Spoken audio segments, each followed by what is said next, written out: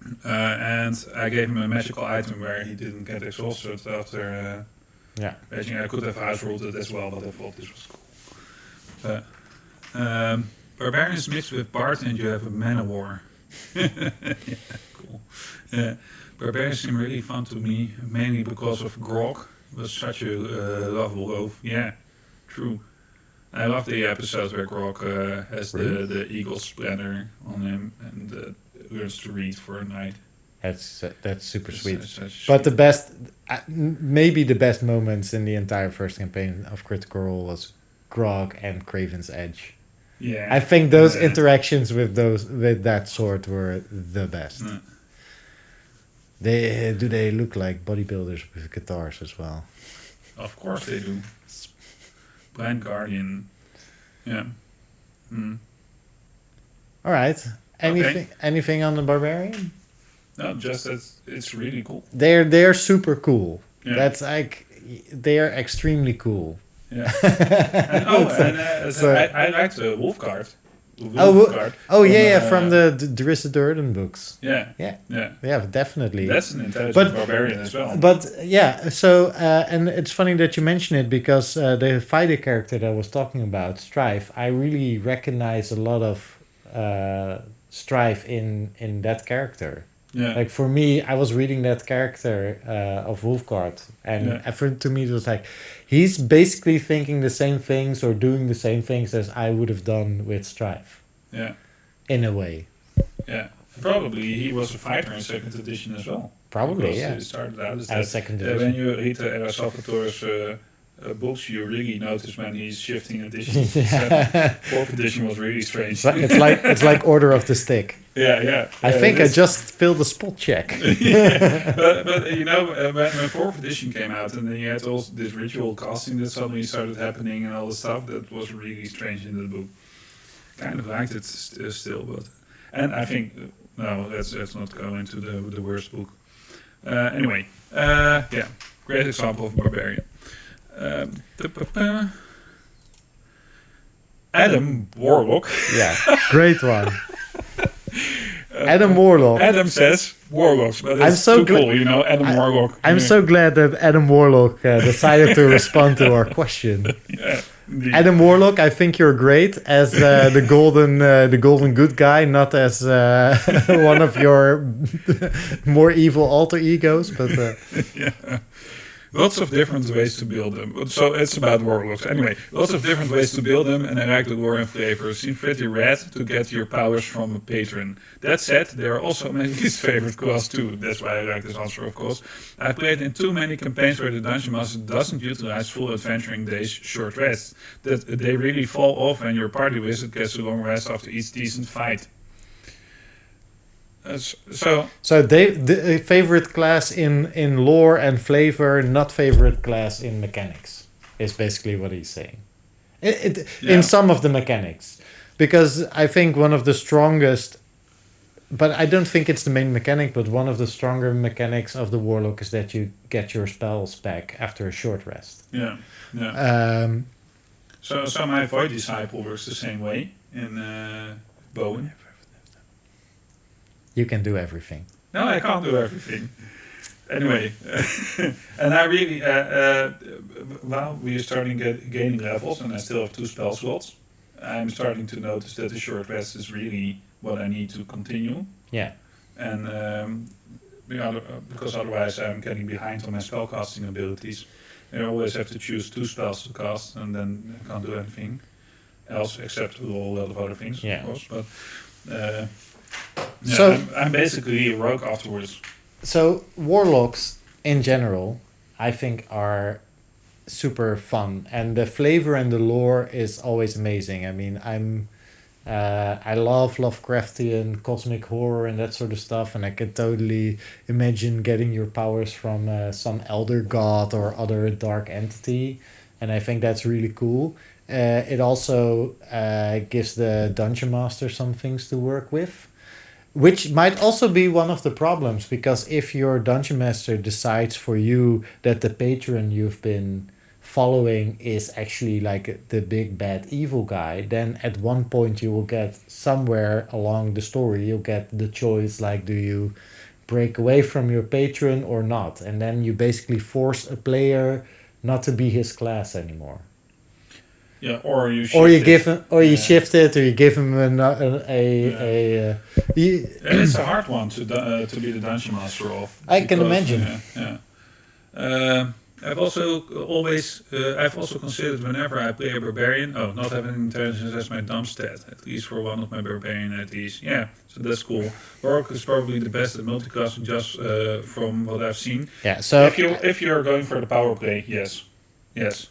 wait, did you just give me a? I gave you a segue.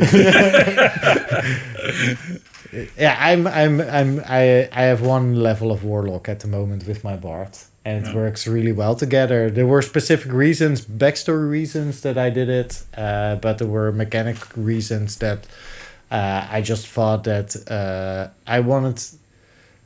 Well, there's a lot of things a lot of reasons for why I dipped into Warlock, but yeah, they're definitely very front loaded. On first level Warlock, you get a lot of cool benefits. So for a lot of classes, it's really worthwhile, I think, to especially dip into the Hexblade. Let's be honest. Yeah, the they Hexblade. are so strong at first level. You get the Hexblade's Curse, you get your Charisma, 2 weapon attacks, you get you can wear medium armor. There's just so much there on the first level. There's no. Chat is going wild. Ashley says about the same things about the work as we said already.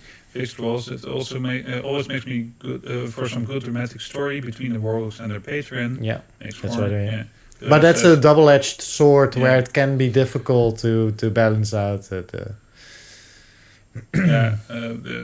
big bad evil guys come out of them, says PLF. Yeah. Basically.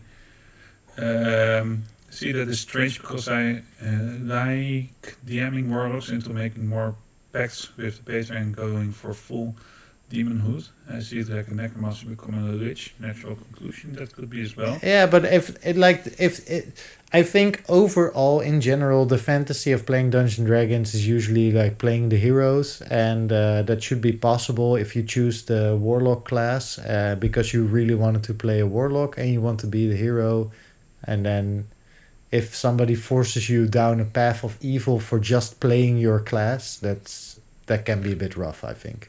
Yeah, if it's forced, yes. But I think that there is something in being the character who knows he's going to die in some horrid way. Mm-hmm. In the meantime, using those powers for good or something.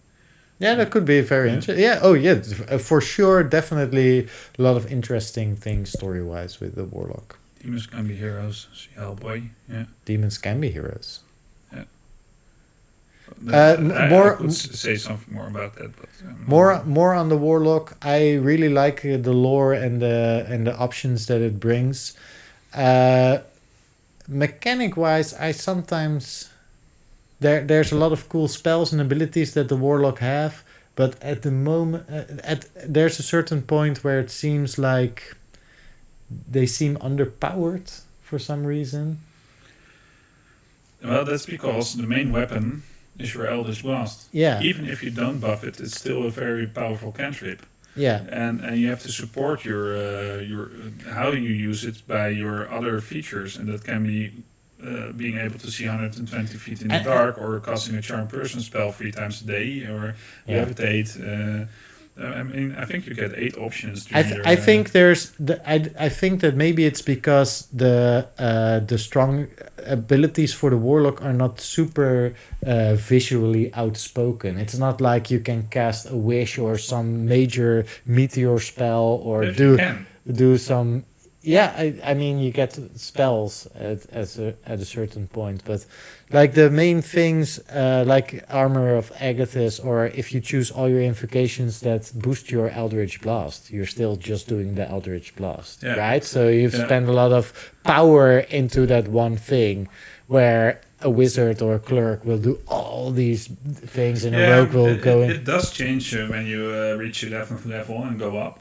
And I think the 14th level features of Warlocks are pretty strong and defining. Yeah. If you I think that's where the Hexblade feels a bit though. Yeah, I yeah, think it's the Hexblade is pretty cool at the start, but if you look at the Pact of the Fiend, where you can hurl through hell is the feature name. You can hurl someone through hell and deal 10d10 damage and then it returns to round later. That's so cool. Yeah, that's super cool. And that's the strange thing when you look at the Pact of the Fiend, and at first you think, well, okay, doing some fire stuff. Yeah, it's okay because you can do it twice, but then, pays off in the end. Yeah, pays off in the end. Yeah. Was fun Bye, hanging out Vix. with you. My dinner will be ready in just a minute. See you, Vix. Goodbye. Thanks for being here. My Warlock was just going through a phase when she made her pact. Lol, plus her patron lied to her and made it seem like they were a decent patron. Yeah, and there you go. You have the Archfey as well, and you have the Genie now. Yeah, there's some. The Genie is cool, and the Celestial. The Celestial, yeah, that's a strange one. It takes away for me. That doesn't feel like a Warlock anymore. Then you're getting closer to being a priest. Yeah, almost, but that's different discussions. PLF asks, what level does Warlock get the short rest spell slot thing and do the Hexblades get that? Yeah, first level. First level, it's just the main thing. Yeah. So, it's included in the Pact Magic type of casting. But they reset their spell slots. That's an important thing. You don't get it crossed. But you can... that's why the Warlock is so strong. You can use the Warlock spell slots to gain sorcery points and then regenerate your Warlock spells after a short rest. That's the way how you can kind of stack them. Or with the Paladin Hexblade, regain your Warlock spell slots to pump and into do a your level smites. bonus. But then you get restricted. Yeah, you get 4 in the end. 4 spell slots, and then a 6, 7, 8, 9 level spell slot in a way. It's called differently, but yeah. That's enough about Warlock, I think. Yeah, love Warlocks. I play one currently. Love them as well. I gave 3 of my characters Warlock levels. And they tend to not use them because they're afraid of them. That's cool as well. Yeah, I know that. I think that you talked about it. If everybody is looking through Talking Void in 25 episodes by now, then they will think, what kind of dungeon master is this guy who keeps giving stuff, keeps taking away stuff? Are these players even enjoying themselves? I often ask myself that as well. So Gemma says, and this is why I included 2 of them, I will always love cleric, particularly the life domain. Raining holy fire while the ground beneath your enemy's feet churns and shakes really gives the impression of being a living deity, you know? And Max says, cleric, I feel like even within the same domains, there's so many ways you can build them, spell and race-wise, and the domains do really allow them to spread beyond just healing spells. Yeah, so as mentioned earlier, if I had to choose one class that I've consistently liked over editions and even across different tabletop RPGs, I think I would have to go for the cleric. I love the role-playing aspects of playing a cleric, where you can go over the top, zealous, going door by door, or just coming into a city and take a street corner and start talking about your god. I like that aspect, but also the spell casting. The spells that you get, I think overall the spell list is always great for a cleric. It's the biggest one out there. Yeah, you have so many prepared spells. And then it's ridiculous. And then for 3rd edition, for example, I remember we playing Stromhold, and your brother came in with his character, Cedric, who was a war priest. And he just casted Enlarge on himself and with a tower shield and a mace and just went face first into combat. And he out-damaged most of the fighters and barbarians that were there. And it was ridiculous. And I was just in awe. Yeah. Like, that's so cool. You could do that with a cleric. You can go full caster. You can go full caster, but in the sense that you only have buff spells that buff you up to a point where you're so strong in melee combat. Yeah. Just the fully armored tower shield and mace or sword or whatever, that fantasy. They kind of nerfed that a bit in 5th edition. Yeah, true. And the action economy is less favorable to a cleric. And the fact that you have to concentrate on the spell doesn't help as well. And I think that's what has really been the war priest kind of thing. It's less. It's been taken by the paladin. And now I'm going to say the most controversial thing on this show. Here we go. I really love being a dedicated healer. I'm one of those guys that doesn't mind just stacking up on healing spells and abilities and be only a dedicated healer. Yeah. I never minded that. And whenever he's going to do a controversial thing, I agree with him. I played a light priest in WoW. So. I played a restoration druid in World of Warcraft, and I could go on all the raids because I was one of the only people that really loved healing and was just a dedicated. So I was always a healer, and the other healers in raid parties would always be like, "Yeah, okay, I'll go on my second to heal." But even in Dungeons and Dragons, I have played clerics that were just dedicated healers. And if you're in combat, you have a combat encounter, putting a heal or healing one of my allies at a crucial moment is as satisfying for me as blasting the enemy with a fireball. There's no difference for me. Yeah, true. Okay, so PLF still has something to say about the Hexblade Paladin Assassin combination. Yeah, it's so powerful. Heal is a good reason to play the hero. Heal alone. The spell heal alone is a good reason to play. Yeah, and indeed, heal does a lot of things. I think second edition heal just there was no dice rolling. It's like restored to full hit points. But then you had to roll the hit points in second. True. But you spend a lot of time healing the front lines. Very rare to ever get to waste the heal on yourself. Michel, the backseat combats and supporter RPer. I will believe it when I see it. Well, if his character dies, who knows, right? PLF, there's nothing wrong with being a dedicated healer. The problem is people who think that characters are only meant to do that. Yeah, that's true. It's you see the struggle in the Mighty Nine, right? I mean, but there they make it a bigger thing than it actually is. But Laura seems. If you look at WoW, then let's talk about WoW. Man, if it's always your fault when things go wrong. Oh, sure, yeah, the healer gets. No, I totally agree that the cleric's task is not to heal. We even had a bit of this sort of similar discussion for the Precipice of Dreams campaign, where a bard can cast healing spells, and the other side of Bowen can cast healing spells. And there was a moment where it was like, should one of us do healing or not? But I think we both had an idea for our characters in mind and a certain thing that we wanted to examine or discover or experiment with. And healing was in both cases not one of those things.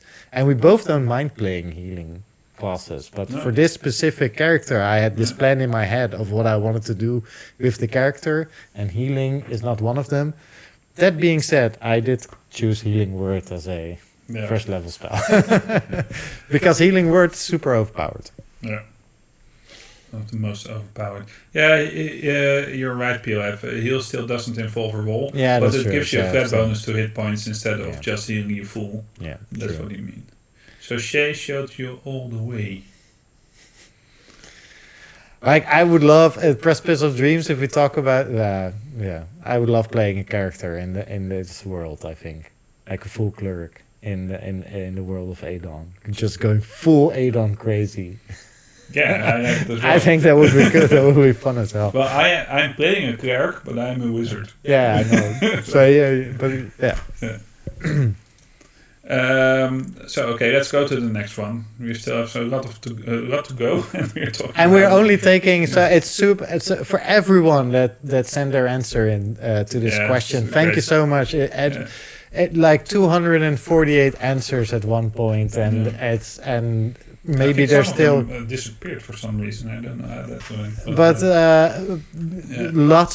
lots of great answers. Obviously, if we discuss all of them, then we're stuck here. Yeah, indeed.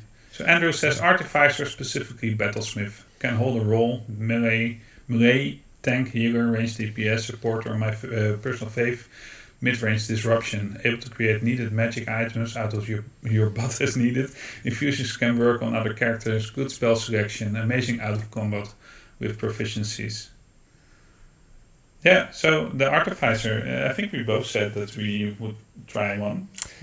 I never played one, and I never wanted to play one. I was not really interested in it.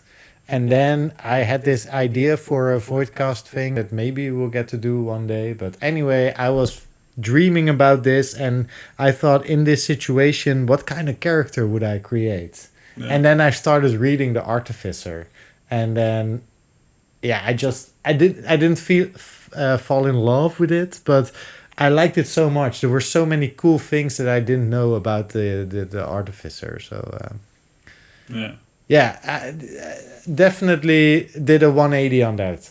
Like before, I would have said like this least favorite class. It's just a super bad wizard or something. No, I didn't know what really to make special. Of it, and it's not unique enough. I thought it was doing some other things badly, and then I read it and I'm like, nope, this is definitely a unique class, like the whole class in the general scheme of things.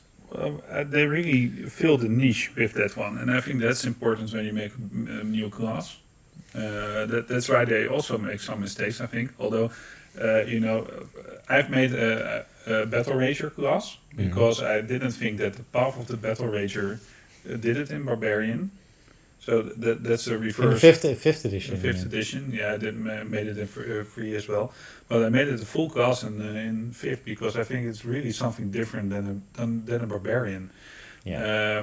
And then it fills a niche. And I think I did it for the Scion as well. I made my own Scion. And I made the Source Disciple and the Void Disciple, which are really different. And then it fits. But if you make... And that's why you really don't see the... what you mentioned on your Facebook answer, the hybrid classes, they aren't really there anymore because every class is its own thing. Yeah. And multi-classing is now something that works toward hybrid things, but doesn't really as well. It's different. Yeah, it is different. They did a good job on that. PLF is having a lot of answers. So go watch the Mighty Nine. They are great. And there's a TikTok channel on that makes D&D skits about the Artificer, and it's hilarious. Well, maybe you can link it. Otherwise, I'll search for it for sure. I like the Rogue ones as well. There are a lot of Rogue TikToks. The Iron Man. So one of the ideas that I got with Artificers that you can make a Tony Stark character. Would be awesome. Yeah. The the armored one was really cool. Also, I love the one that just has like this mega futuristic gun or something. Like you can do cool stuff with that. I made a subclass for the Battle Ranger as well that fills you up with electricity and gives you a core and stuff. Yeah. There were specific... So I remember there was a specific ability that really convinced me on the Artificer, but for the life of me, I can't recall what it was exactly, but we'll get back to that, or if it pops into my head. PLF, you're posting such a lot, and I really love it that you're doing it. I can't get on with the show. Are you sure this is going to work? Just trust me, I have a degree in everything. Where did you go to college? Doesn't matter. Are you at least board certified? I refuse to acknowledge any board that refuses to acknowledge genius of mechanical pigeon completely filled with napalm. Okay. Let's leave it at here. We have to be a bit quicker right now. Yeah. Because So, sorry. One of the things of the Artificer that the was in the, I see tank. Yeah, So I was that's cool. thinking about tank classes, and then I thought that the Artificer might be the best example for me. What I think of with a tank, like he can get his defense ridiculously high through things, and he has a couple of abilities that allow him to draw attention to him, Yeah. and so that's. Yeah. Yeah, that's one of cool the as things well. that I Yeah. really liked about Yeah. Artificer. Nathan says, Fighter is a great single or multiclass character. A level or two of Fighter never hurts anybody in gameplay, and they have some cool stuff to synergize with every other class in the game.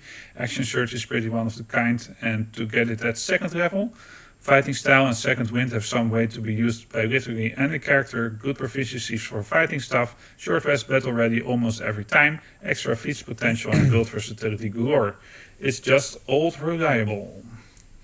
Yeah, and that's what I really like about the 5th edition fighter. It came such a long way from being indistinct and everything, even in 3rd edition where you got a lot of feats, but and you had the best proficiency progression and stuff. But The thing in 3rd edition for the fighter was basically choose your own adventurer path. It's like they didn't make a fighter class. They basically gave you a sort of skeleton and said at every other level you get to choose from the feat list whatever the hell you want. Basically added 11 feats and you could specialize. So I already mentioned this, but the character that I played longest was a 2nd edition fighter. And what did you get as a fighter in 2nd edition? Well, sorry, what was your main ability? Like, what did you get as a 2nd edition fighter? You got more attacks. Yeah, but after 3 that stops as well. Yeah, you get a castle. Yes, you get followers. And you get a castle. That's it. That's it. No feats, no second wind, no action surge, no power attack, no cleaves, no nothing. It's and I really love playing that character. But at one point we did have to add. So I really like fighters. I like the fantasy of the fighter. I never minded playing him. Always liked just running at the enemy and roll my attacks and do ridiculous amounts of damage, and that's it.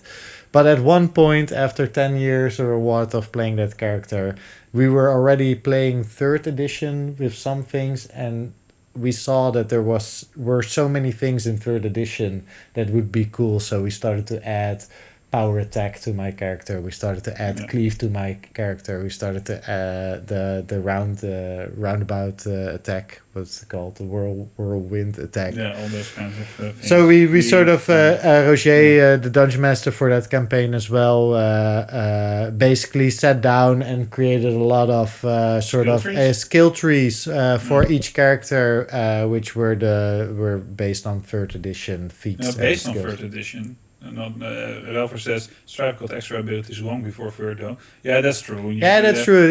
We already added it in. Yeah, but what Roger always did is evolve how you build your characters. Yeah. You know.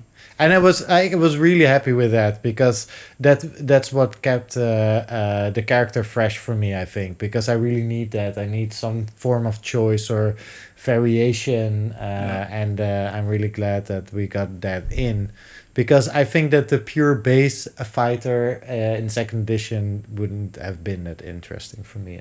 At a point I would. A lot of things happening again. So PLF, it's okay that you're calling up the chat. I love it, man, or girl, I don't know. They, whatever. Thanks for being here. It's just so cool that you're doing this, but I can't keep up with it. That's the only thing I'm saying. And Eldritch Knight does get all the attacks because it's simply a subclass. So yes, you get all the attacks. Yeah. And you can cast wizard spells. Yeah, it's a cool thing. There are a couple of those hidden gems in the fighter that you never see played. Or I really like I don't see in it, 5th edition. I really like the Echo Knight, and then Eric chose to play one. The Rune Knight is pretty cool as well, by the way. Which is in Tasha. Battlemaster. So I don't know about the Battlemaster in 5th edition, but I what I've read. I never really sat down and read it, but after my second edition fighter sacrificed himself, I started playing his granddaughter in that same campaign, which was also a fighter based on the third edition Battle Master, and I really liked that idea. In the third edition, I think it was War Master or Battle Master. Yeah, these stances, defensive stance, attack stance. You could buff your part. You could be a party buffer, or do more damage, or be defensive, and that added a lot of variation to the class as well. I really like that. I love it in 5th edition as well. It's a cool class, and you can combine it with pretty much any other class that has a ranged or melee weapon. Yeah.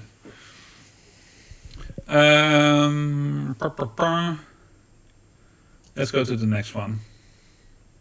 And it's a big answer one. Really? Yeah. Because it's two of them. Emmanuel says, Rogue, role-playing being a reflection of life, I prefer subtlety and subterfuge over brute force. I enjoy being useful in and out of combat and being the one who sneaks ahead into danger and comes back to warn others. I like the idea of putting a dagger into the ribs of a monster while it focuses on the aggressive fighter tanking in front. And I like being the character who sits hooded in the corner of a tavern watching who comes in the door instead of the guy slamming down cups and demanding another round.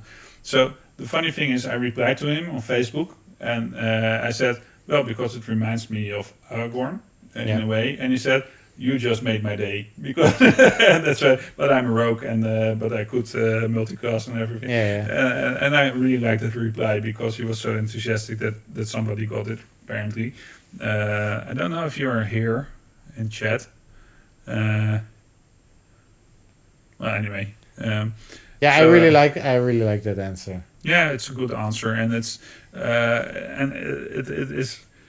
doesn't talk about sneak attack or anything. It talks about it's the fantasy of being a rogue, and I totally agree with that. That is super cool. I have to admit that most campaigns that I've played in were like these more grand story based epic campaigns. We never did a lot of just pure dungeon crawling, I think. So we never did the survival type, at least I didn't, where it's like you go into a dungeon and another dungeon and you really have to be careful and look for traps and that sort of stuff. Like, of course, that has always been a part. Like, you enter dungeons during your campaign, but you know, I never played the survival things, which is a thing where the rogue really stands out, I think. Yeah. Don't forget Tomb of Horrors. I will never forget Tomb of Horrors. Yeah, well, what can I say? But I played a Druid in Tomb of Horrors. That as well. Anyway, the thing is, I recently did a kind of dungeon crawl for one of my parties. And I had this whole map planned out. They could find like a lot of stuff. And they went left. And they found a secret door. And they were at the end and they never looked back. And that was okay as well because they simply... I think they didn't even really like the dungeon crawling aspect of the adventure. I don't know. Like I most games I play for the story. So I don't even know if I would like the survival-based dungeon crawling campaigns. Yeah. I think it's also... I think it works pretty well if you have a lot of time to spend on Dungeons and Dragons. But if you have a session every 2 weeks, which lasts 2.5 hours, I think then that's other thing as well. Hello from Taurus. Sorry for writing the transmutation sentence 2 times. No. What transmutation sentence? I think we're missing something. Yeah, we're probably missing. But are you Tor Engel, the next answer you were going to read? Okay, yeah, I think that's it.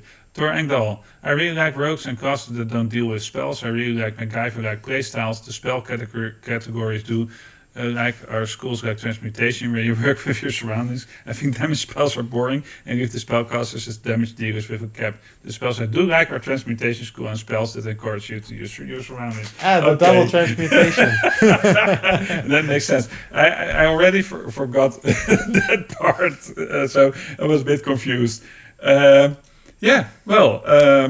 thank you so much for your answer, and it's great to see you here in chat and to see your answer. We already interacted a lot on Instagram, and those have always been great. So Yeah, I like your answers, and thanks for giving them to us.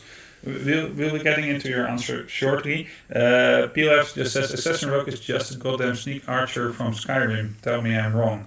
Am I wrong about my rogue comment though? I have no idea. But the assassin has a very weak spot that if the first round of combat is over, you have a problem with dealing damage, or at least using your main skill, and then you go back to sneak. Assassination has a really big drawback anyway in 5th edition, because when you step someone to 0 hit points, and then you have a single attack and you step him again the next round, he's at 2 death saves failed instead of purely dead, which is a strange thing that's happening in 5th edition rules. So assassinating someone takes 3 steps. Yeah. In 5th edition.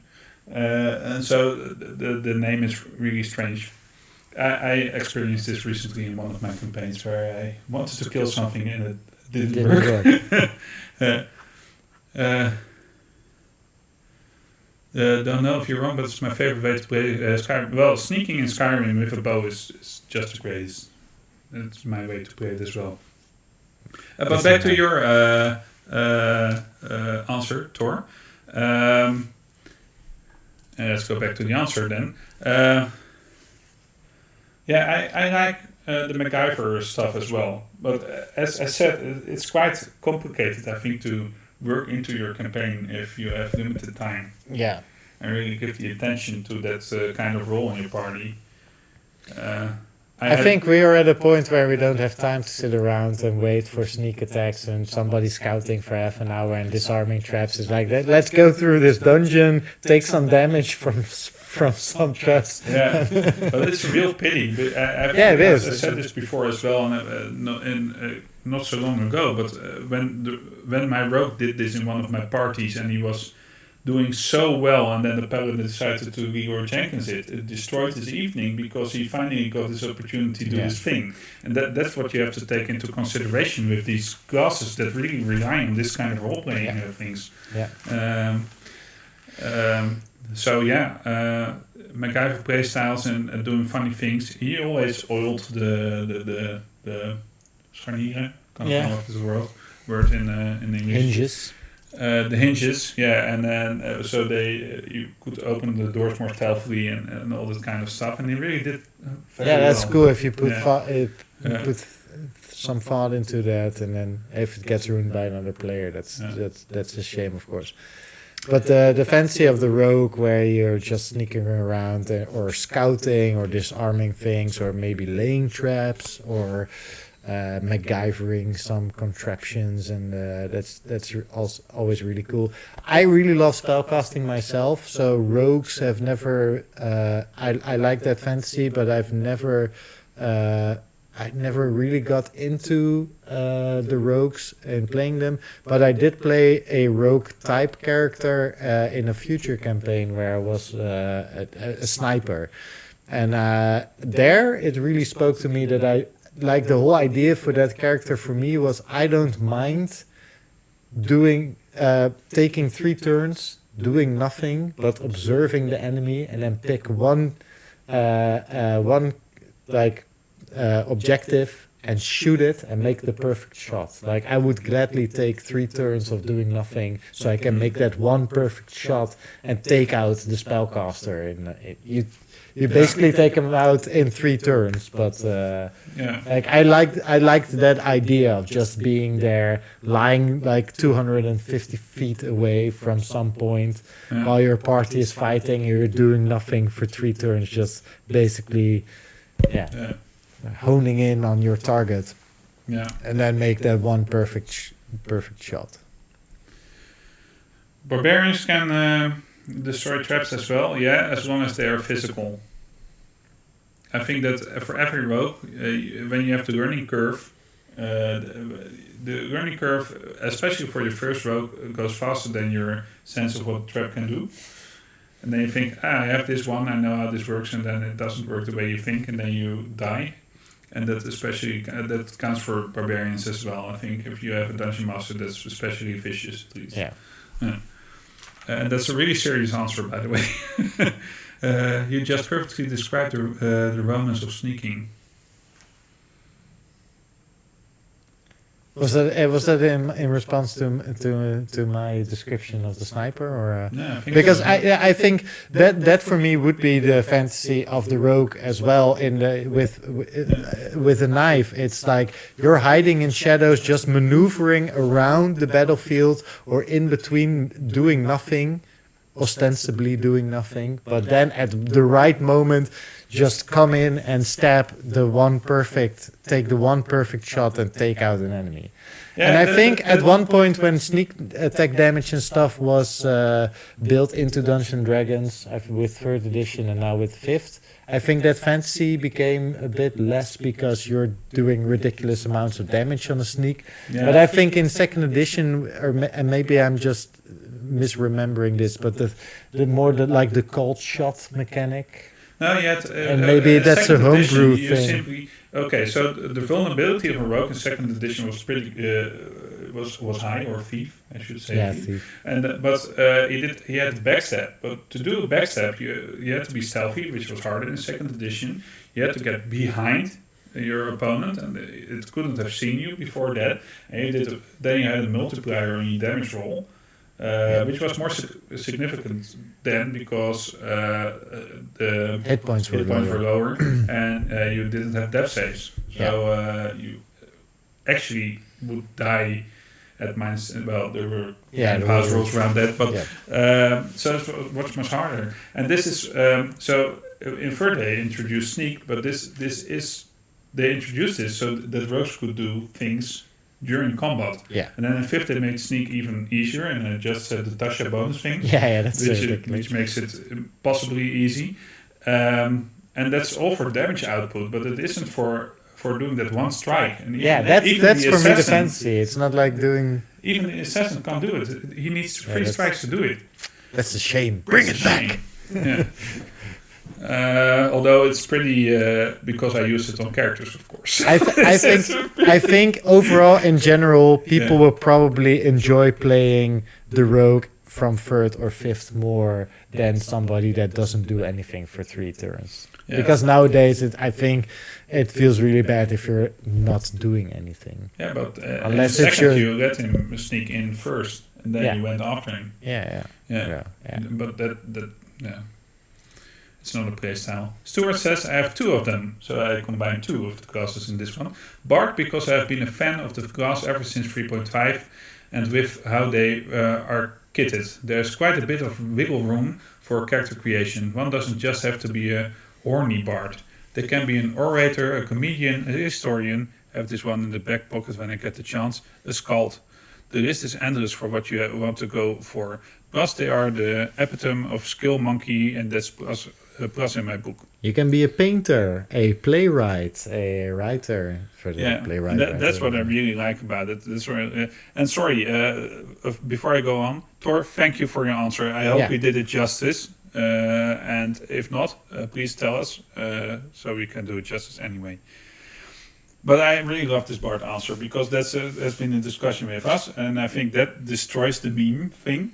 Yeah. This answer, because you can be any kind of bard. You don't have to, and you can be an introvert at the table. You can describe what you want to do and all these things, but you don't have to sing your inspiration. So to say. No.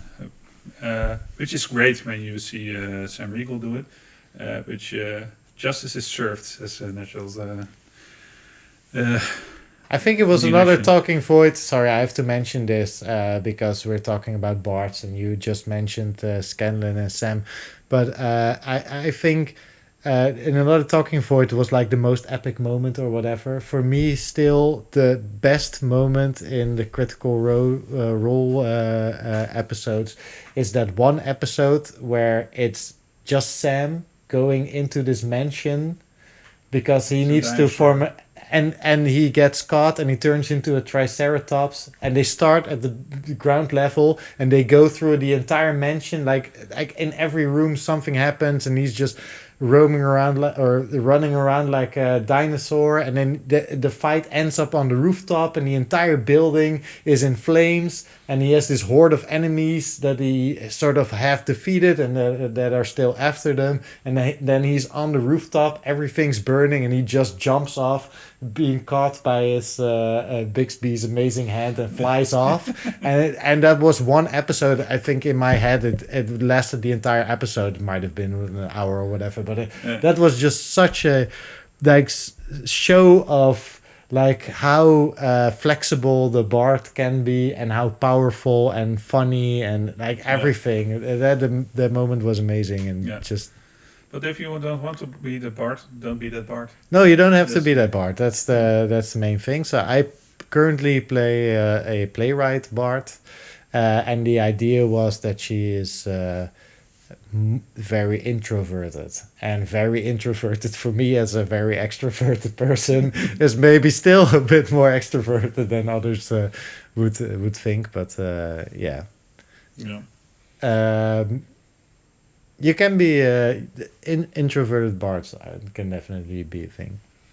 And you can be an introvert and extrovert, like I'm doing right now. You can also be a super charismatic introvert. Like that. It seems some people think that being charismatic means that you either look extremely hot or are extremely extroverted, and I think those are not the case. I'm an introvert.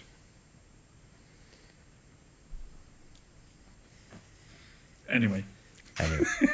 The second part is about the wizard. The other is wizard, which the funny thing is, at first I didn't much care for it. I was initially for rogue or paladin. However, after deciding to give it a go, I was floored by just how much it clicked for me in Baldur's Gate. I started picking the class more after that, as I loved the idea of having a plan ahead, and I do my best work while at the disadvantage, and it's a job that rewards clever thinking. That appeals to me. There were some commas missing, maybe, but in my sentence at least. So planning ahead. So that's a very interesting aspect, and we already talked about it, that I really like about the wizard, that you have to plan ahead and you have to think about the spells that you will prepare for the day and stuff. But in the end, what I think is coolest about the wizard is that the wizard class is the class where you get the reality bending powers. You are like in descriptive terms, the wizard is the most powerful class. It's the most powerful thing in a D&D universe, or in a game universe, or in a fantasy world. Yeah. They are the ones that bend reality to their will, and in ways that no other person can. True. Yeah. And that's extremely cool. Comes great responsibility. Yeah. You feel that as well. I think let's not talk about the Mighty Nine. Because there are some people who have not watched. We have talked a lot about Critical Role, which is not a thing that we usually do, but it's an excellent. I think they are they're great examples there to use. Well, the funny thing is, we had a couple of wizards in our second edition campaign who were very careful with their magic in a way. Yeah. Even though one of them was an illusionist and could do funny things with his minor magics, when it came to his important magic, he was really careful with it, and that's what I liked. And they literally became the reality bending, time bending powers, that rivaled gods. And but yeah, the funny thing for one of the spellcasters was like he experimented with magic a lot. He was not careful at all, and it bit him in the ass. And he never he became careful because. Stuff that happened. I'm talking about Grandurk now, the dwarven mage of the word. Because it went he wrong. created a big bad evil Yeah. Not genius, but monster. Because he was experimenting with his magic, and then he became more careful after that. Yeah, so that's a good journey. Yeah. Ashley says, is anyone else seeing Jasper or am I hallucinating?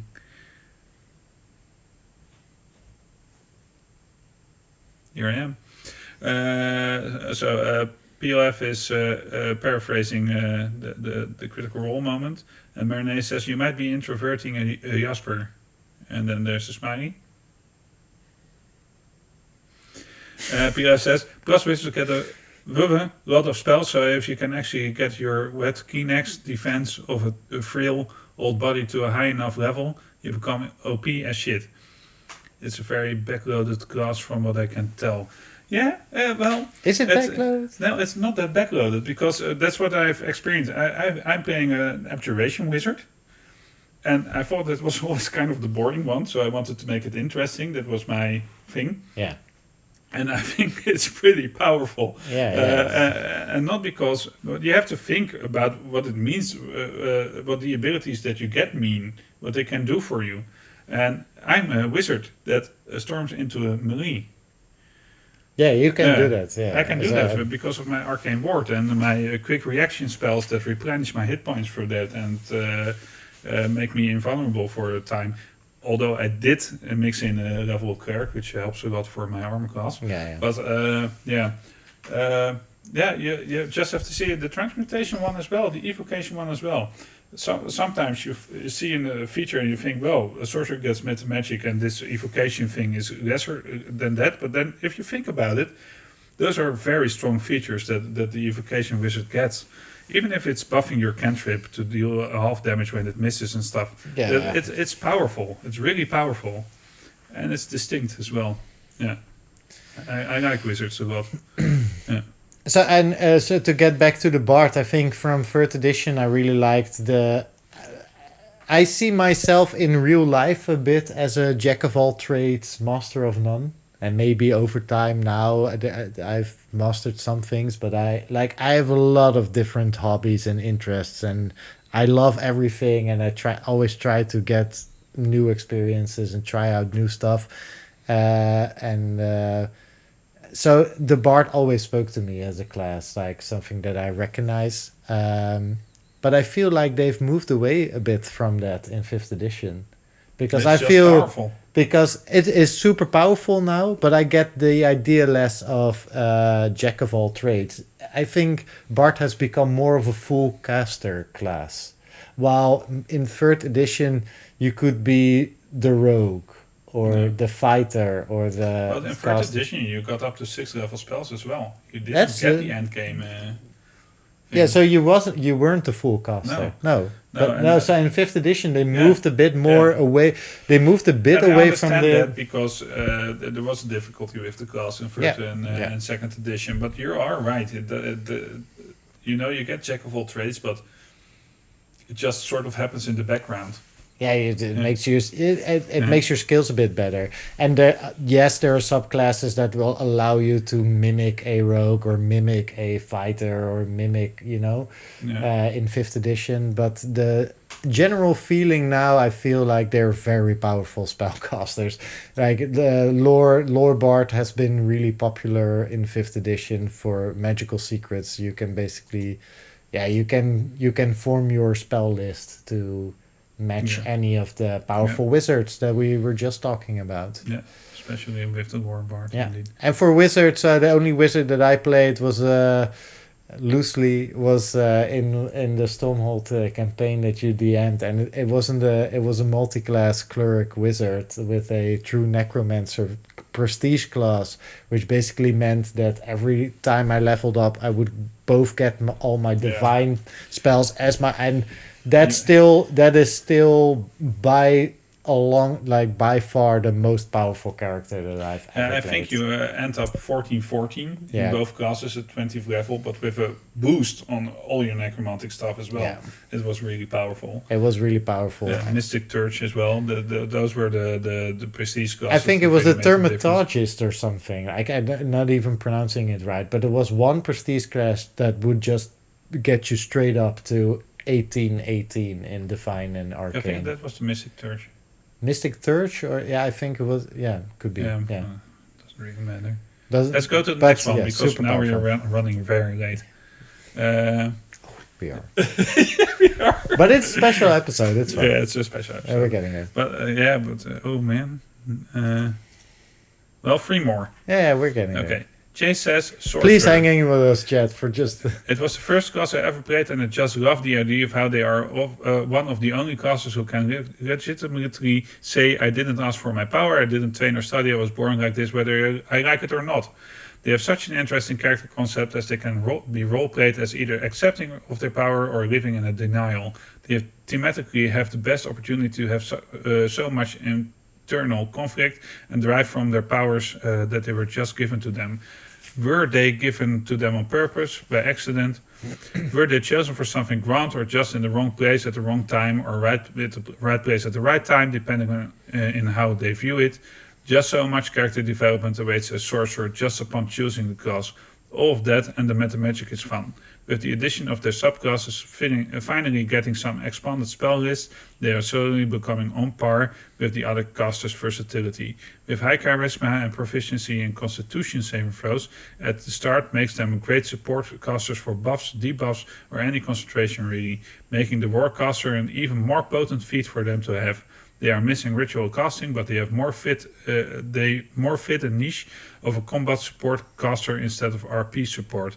Either way, they are super fun to tinker with and roleplay as well, and have endless potential for interesting backstories and drama. That's a big answer. It is an amazing answer. I really love that answer. Yeah, they it's really highlighted substantial. all the great parts of the sorcerer really well, and. So even it's a difficult class to fit into a game balance mechanic, I think, because this post does it really well, but I think that there is something to be said about the limited spells and everything, and doing one thing really good, and lacking at some other stuff, but. For me, the fantasy of the sorcerer is basically most of the spellcasters you read about in books, in the fantasy books. Take take the like Wheel of Time, for example. Like most of those casters would fit more into, like, they are born with this gift to weave magic or cast spells instead of being like schoolers that read books and learn magic. They are born with it. Harry Potter, he's not a wizard, he's a sorcerer. At one point he needs that's not true. At one point he needs to study, of course, but they are born with the ability to cast magic. I think that Harry Potter has some really strange things in it. You know, if you start thinking about it. That's why I said that it's a sorcerer, and then I thought, but anyway. For all the controversy and faults around the player, I have to admit, when I first started watching the Vox Machina, my favorite character was Tiberius. So I have a soft spot for sorcerers. Yeah. Well, that's a complicated character. Let's just put it that way. I have. I already mentioned it. I'm not a big fan of sorcerers. I really like has some awesome RP options. DM to a lady playing Clockwork in Eberron. Her power was tied to a clock in the City of Towers, and when she died, the clock stopped forever. Yeah, that's cool. So everything I really like about the sorcerer and the fancy of it is what was described by in the answer. Yeah, I can't read the name. Chloe, does it say? Sorry. Chase. Sorry about it. But so yes, and what I said about most of the spellcasters in fantasy books would be more like this, and I really like that.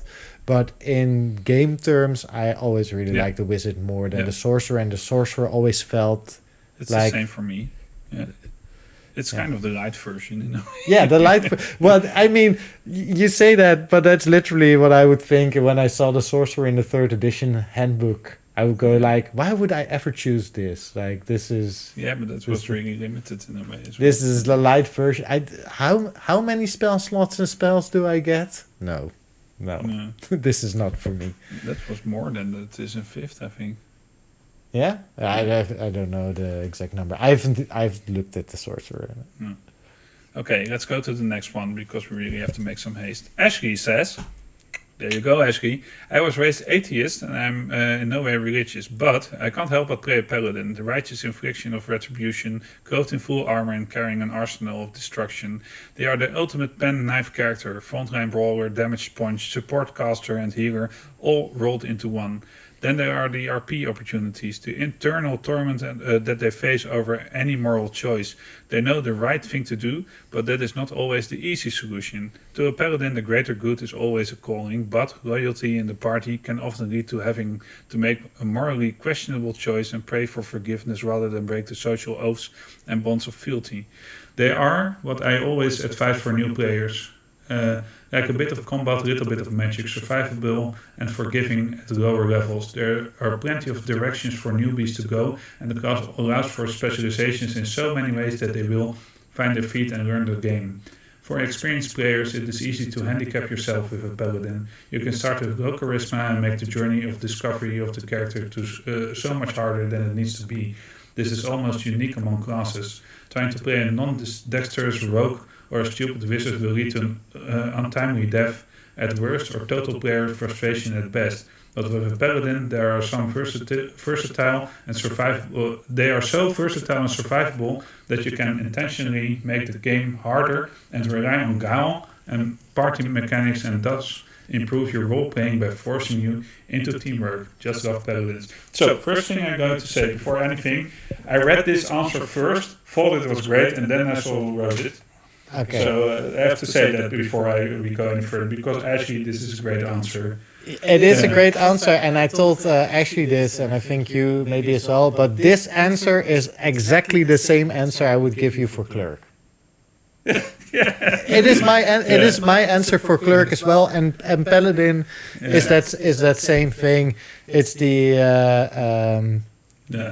the role play aspects of it that I really dig. I'm not I'm in the same boat as Ashley. I'm not religious at all, and science, but not that one excludes the other.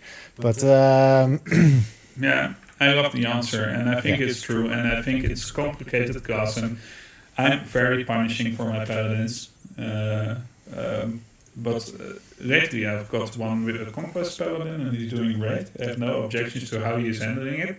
I play a conquest paladin at the moment in Ashley's campaign, and I'm loving every moment of it. So I love your answer, Ashley, and I think, well, I can't add to this, because it describes it all. It describes the early game, the late game, the newbie player, the veteran player, everything.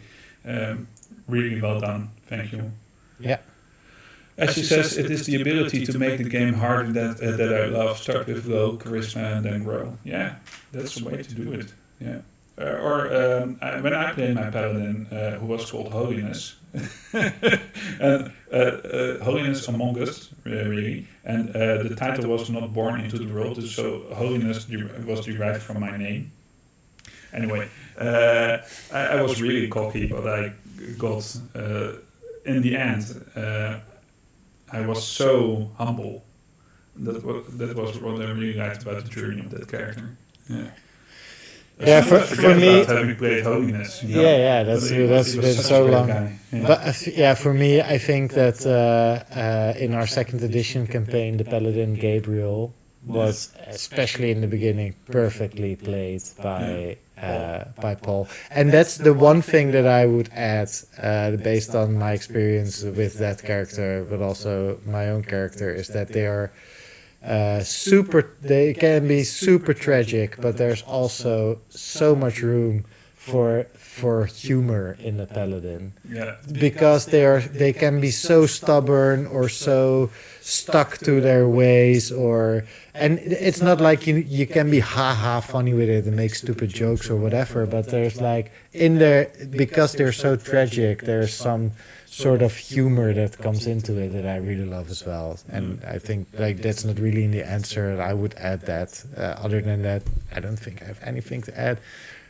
Plate mill, shield, hammer, holy light, some divine inspiration behind you, and just smite some monsters into oblivion. See, I won't go into much about it, but I'm religious, and so I actually originally intended on avoiding more religion-based classes, just because I didn't know how to necessarily handle it. But then I realized it's just a game, and I should have fun. That was when I came up with Tyrannus. Yeah, you make an interesting point. I DM for a group which I'm agnostic. I'm not atheist, and I play for a group where most of them are very religious, and they have a paladin and a cleric in the party, who are played by both the players who are not religious in the party. But it makes for a really great dynamic, and I love how they handle it. And in the one-shots, they do play the paladin and the cleric, and they make kind of fun of it in a way that I really love, because they are exploring stuff that they might normally not do, but they know their limits as well. And that's what I think is really, really cool about this game. And it doesn't make them any less religious when they do so. It just bolsters their belief in a sense, because they can experience other stuff that they would normally not experience. And so you go, PLF. Yeah. Shall I tell you a secret? Ashley's dark secret. So Ashley has a great answer in Paladin. It's his favorite class. Up until last Sunday, he didn't know that you double the damage on Smite on a critical roll. Ashley. He didn't know you could double it for sneak attack, and then the realization dawned on him that you could double it for smite as well. It says so in the rules. Dice? Double the dice. Double the dice. It even mentions sneak attack as an example. Yeah. Anyway, let's go to the last one, which is... Sorry to drag you through the mud there, Ash. Yeah. It's a great answer. Good fun. Your answer was so great that I had to, tone it down a bit. Tone you down a bit. Do, otherwise, right? you would. That's what you do, right? Otherwise, you would walk beside your Let's shoes. go to the last one, and it's by one of the players. This is the Druid answer that we're getting, because that's the last class. But Ranger is involved a bit as well, and a mechanical hybrid thing. But it's by Mireneas. Hey, Jesus. Mireneas says, it's a long answer. I have fallen in love with the nature type classes since the 2nd edition. In my first AD&D campaign ever during my education, I played a 2nd edition nature cleric with a fear of crowds, enogrophobia, and a fear of fire. The class itself was basically constructed how the Druid would take shape in the 3rd edition. I really love the hybrid approach on the Druids, Rangers and Barbarians, as well as their restrictions. In later editions and other games, I would still cling to this nature sense, always being more focused on my natural surroundings than the people in the near vicinity. Vicinity? Yeah. I simply love playing somewhat damaged characters, either with the intent to overcome the damage through bonding with other players or progressing the story with an arc and let the damage ultimately fester into a problem.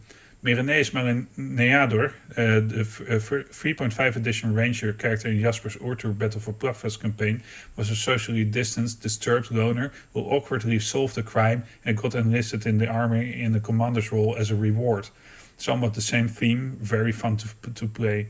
Rocher's future campaign, The Legacy of Time, The Herald of Gold, stars me as an MIT Bilgrom's Talbor, a caffeine-addicted technological cleric, the nanotech, where forest domains and the branches have other meanings. Nature in that setting is very technological, so that made sense. Bilgrom does make a detailed, factual report of every mission of way to many pages.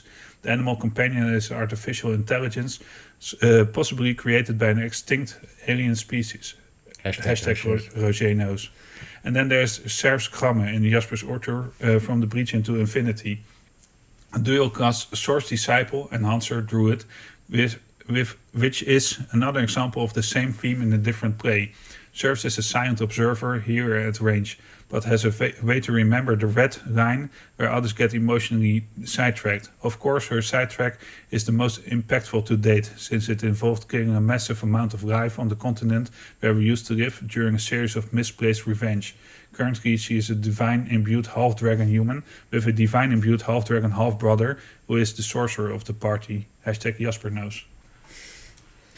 So, that's a huge answer. That's Thanks a huge so answer. much. Thank you, Mireneas, for that answer. That's no answer. That's an essay. That's the answer. That's the answer. Yeah.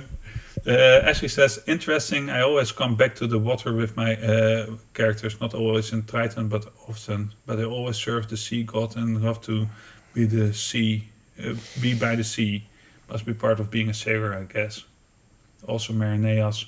That's a mother of all answers. Says natural, sexual erection man. Do I have to? No, well.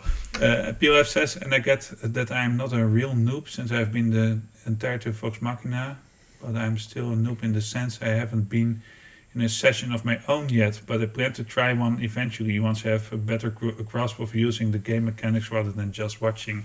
Oh, that's so cool for you, PLF. Yeah. Just find a group, man, and find some way to play on Discord, for example, or find your group because you have a lot of ideas. Yeah, I thought you were a pro gamer. With all the ideas you posted, I thought you had years of experience with all these things. Yeah, so cool of you. If you haven't yet, you go play those characters. They sound awesome. If you find a group, you can come play on our Discord. We'll make a room for you. Yeah, we can't DM for you because we are way too busy. But if you find a group, join. So to get back to the answer, I'm ignoring all the ranger stuff.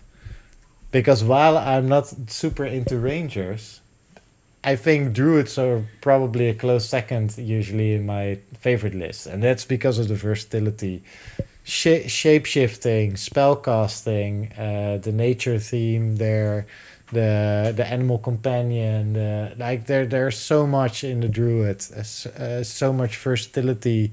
You can really do anything. And in 3rd edition, they were so powerful. They were you could do these crazy things where I had it was mentioned earlier, the Tomb of Horrors campaign that we unfortunately never got to play, but I got to build a 10th level character for that, and I built a druid. And one of the ideas was you shift into a bear and you cast healing spells while you're on the front line, and that idea is so cool, and those things were possible. You could turn into a unicorn and have a unicorn animal companion, like in 3rd edition, and call extra planner ally unicorn, and you would have 3 unicorns, which meant that there would be 3 mass heals per round. Ridiculous stuff like that. Like druids were ridiculously powerful. You could do these stupid things. True. They got nerfed and they're still the best class in a way. Yeah. Or they got buffed. It's I don't know. It's so weird. It's weird.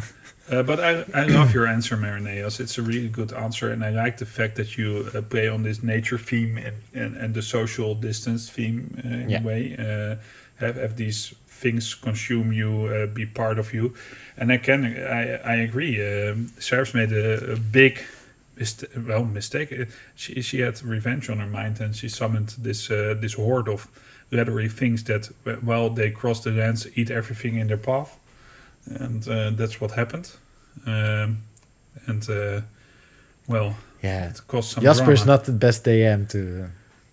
She did it herself. She kind of knew what she did.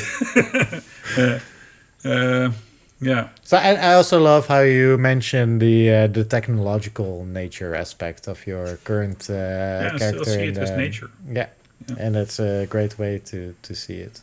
Yeah.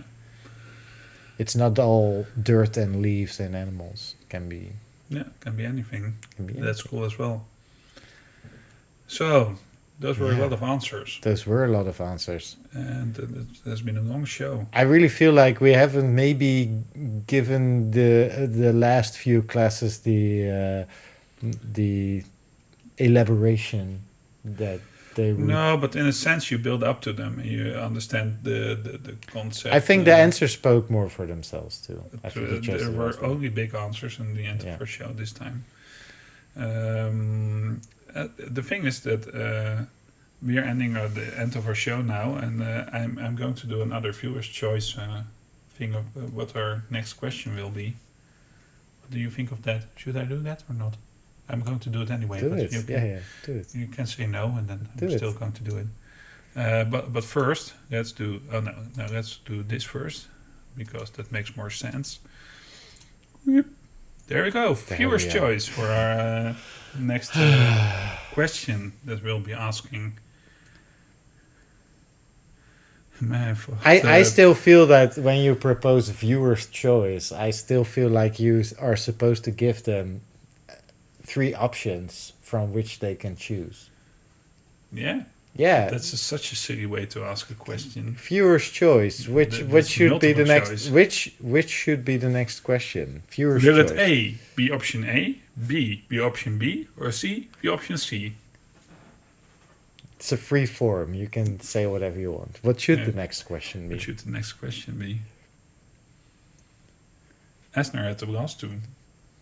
Yeah, he's always. Things come in triples.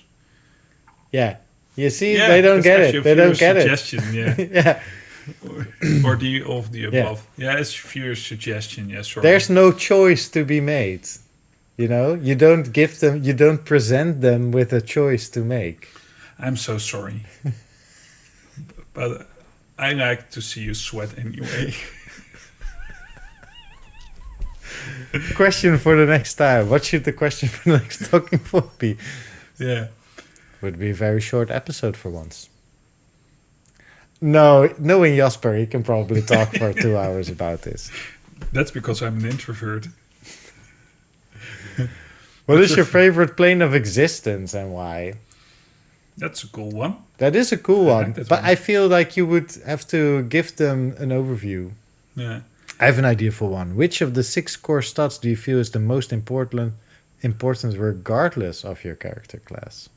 I think everybody will say Constitution. What kind of setting is the most interesting to fuse with D&D rules? Also a good one. Oh man, you got questions for days. For days. Yeah. Definitely the Feywild for me. Yeah, well, okay. I like an episode about the planes. Yeah, me too. I've always loved the different planes of existence in D&D games, and Planescape Torment, playing Planescape Torment for the first time only strengthened that love for different. Yeah, let's go with the planes one for now. Is that okay? Yeah, I think, but you should. We're definitely writing down those other answers. What you'll be seeing on the screen is a telephone. Favorite. I can do a print screen. No, but I will. Okay. Sorry, Roger. I'm going to make a picture of the screen. He hates when I don't do that, but I'm going to do it because otherwise I will lose stuff. I know this of myself. Why is it not focusing? Oh, there we go. Oh. Yeah. Favorite house rule. I think Michel knows mine. Is it not rolling double dice on the crit? Because I really don't like that house rule.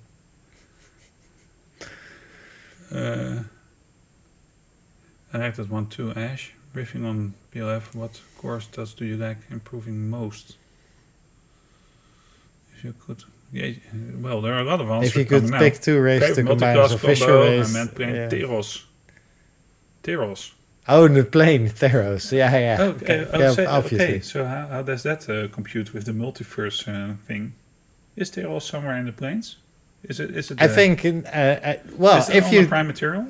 if you take, so there's a difference between Dungeons and Dragons planes where you have like the prime material or the plane of shadow or Feywild or that sort of stuff, and the Magic the Gathering idea of planes is just all these different worlds. Like basically everything is a plane. Every setting would be a plane. So yeah. But that might be a good thing, because then people can interpret the question differently depending on what they know. Because some people might... I know print screen is a thing, but I lose print screens. Because I think that the planes as we know them in Dungeons and Dragons is not as obvious now as it was in 2nd or 3rd edition. Yeah, well, yeah. Because they are not really mentioned in the player's handbook or the Dungeon Master They guide. are in the Dungeon Master. There's They a are in the chapter Dungeon? on them. But it's very, very, you know... but they might do the Planescape setting again. I'm a bit... fingers crossed, because they could mess that up so badly. But anyway, there's a lot of things going... I'm just going to say now out loud, and I can always watch Talking Void to see... favorite multiclass combo. Should the charisma stat be split into appearance and manners?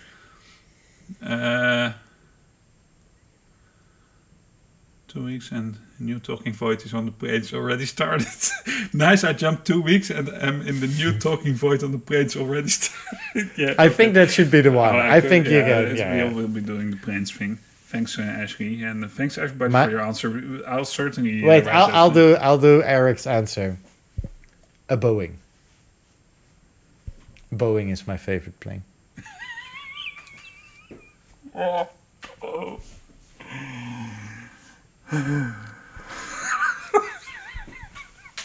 Concorde. Such a good... All right, I made the joke now, Eric, so don't bother. The African type of plane, you know? Yeah. Anyway, hey, it was a very long Talking Void. It's the longest one yet. We keep expanding on our time limit. 11:45, people have to work tomorrow. Not even the Fokkers. Chat is doing great this evening. It is. Thanks so much, Chat. Thanks for the wonderful evening. And, the Spitfire. That's what they used to call me, Spitfire. Anyway, I loved all your interaction. PLF, never apologize for writing a lot in chat. It's just that I couldn't keep up at times, but love having you here. Great answers, great interaction. See you on the next Talking Void, I think, and have a very nice night or evening or afternoon, wherever you are. And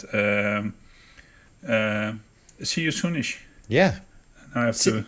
Check back next week. Check back next week. Yeah, see us on on a Monday. On our 1 year Which is our anniversary 1 of the year... Precipice of Dreams. 8:30 Central European Time. We'll be sitting down playing some D&D. And we might do some special stuff because it is our anniversary. Michel talked about doing it naked. I don't know about that, but you know. Way too mature. Anyway, I'll put on pants. Yeah, there for you a go. change. That's okay. See you. We had a very nice evening. Goodbye. Goodbye. Caw-caw.